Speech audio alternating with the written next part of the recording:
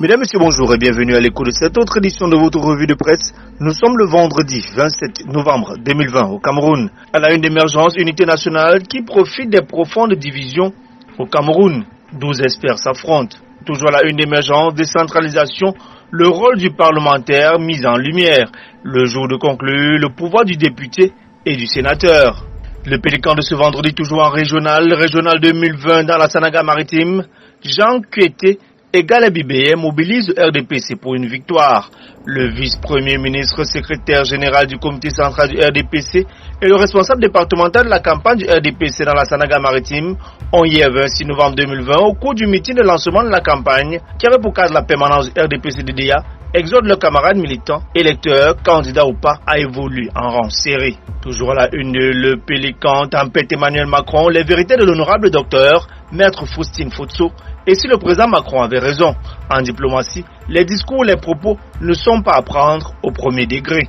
À la une de Le Messager, traite et trafic des personnes, le Cameroun est devenu un meilleur élève. Une campagne de sensibilisation lancée à Douala afin d'outiller les intervenants sociaux à ce phénomène qui prend de l'ampleur. À la une de Le Jour en économie, Douala-Gramol, la rue vers les escaliers roulants. Des incidents légers font le bonheur des internautes, mais aussi craindre pour les accidents graves. Le quotidien Mutation titre ce vendredi à la une, insuffisance rénale, le calvaire s'élève à l'est. Depuis plusieurs mois, les malades sont obligés de se rendre à Yaoundé ou Douala pour être pris en charge à cause d'une panne technique. Le quotidien national Cameroun Tribune titre ce vendredi à la une, respect des mesures barrières, le casse-tête.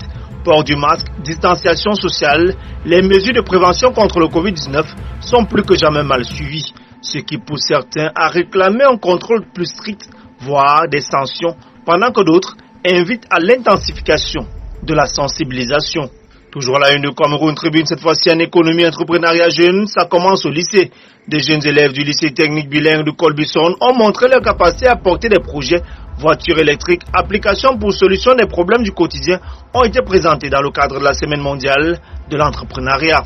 Jean-Pierre Bokol à la une de Le Jour, il y a de l'espoir dans le cinéma d'expression anglaise. Cameroun Tribune titre cette fois-ci Autoroute Yaoundé-Douala et Edea Kribi à la recherche de nouveaux partenaires. Président hier, par visioconférence, le conseil de cabinet du mois de novembre, le Premier ministre Joseph John Gouté a recommandé la finalisation du processus de sélection et de recrutement de partenaires privés en vue de l'accélération des chantiers. À la une matin en exclusivité, comment Cyrus Ngo coule le port autonome de Douala.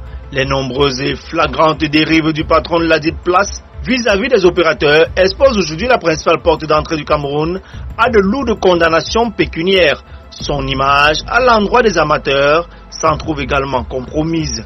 Dans le septentrion, l'œil du Sahel, programme économique et financier, les ambitions du gouvernement pour le Grand Nord en 2021.